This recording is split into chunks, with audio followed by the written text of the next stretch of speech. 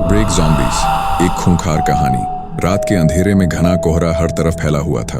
एक सुनसान गांव जिसका नाम था नागवन, वहां पिछले कई दिनों से अजीब घटनाएं हो रही थीं। गांव के लोग रहस्यमय तरीके से लापता हो रहे थे।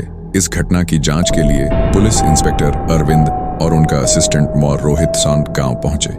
जैसे ही वे गांव के बाहरी इलाके में पहुंचे, उन्हें चारों तरफ खामोशी और सन्नाटा मिला। कहीं कोई जानवर तक नहीं दिख रहा था। इंस्पेक्टर ने महसूस किया कि हवा में एक अजीब सड़ी गली गंध थी। अरविंद और रोहित एक घर की ओर बढ़े जिसकी खिड़की टूटी हुई थी। घर के अंदर घुसते ही उन्हें दीवारों पर खून के छींटे और फर्श पर पंजों के निशान दिखे।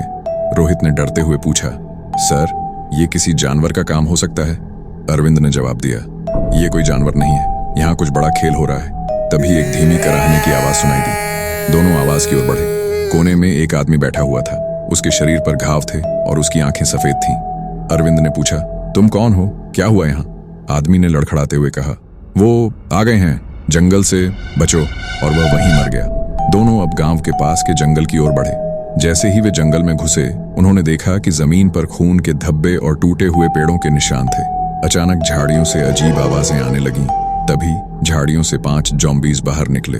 उनके शरीर सड़े गले थे और उनकी चाल अजीब थी। रोहित घबरा कर चिल्लाया, सर, ये क्या है?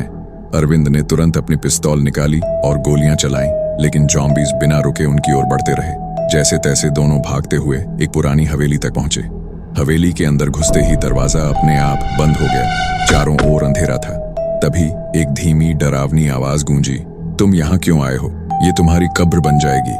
अचानक हवेली की खिड़कियों से दर्जनों ज़ॉम्बीज अंदर आने लगे। अरविंद ने अपनी बंदूक से उनका सामना किया, लेकिन ज़ॉम्बीज की संख्या लगातार बढ़ रही थी। रोहित ने एक पुरानी दीवार के पीछे कुछ अजीब सा त्रिशूल देखा। उसने अरविंद से कहा, सर, ये त्रिशूल शायद इनसे लड़ने का हथियार हो सकता है। अरविंद ने त्रिशूल उठाया और जैसे ही उसने इसे जमीन पर मारा, एक तेज रोशनी फैली और सारे ज़ॉम्बीज चीखते हुए जलने लगे। लेकिन रोशनी के साथ एक आवाज भी आई, ये सिर्फ शुरुआत है, असली भय अभी बाकी है। अरविंद और रोहित जब बाहर निकले तो पूरा गांव धुएं और राख से ढका हुआ था। तभी उन्हें दूर जंगल से एक और तेज कराहने की आवाज सुनाई दी।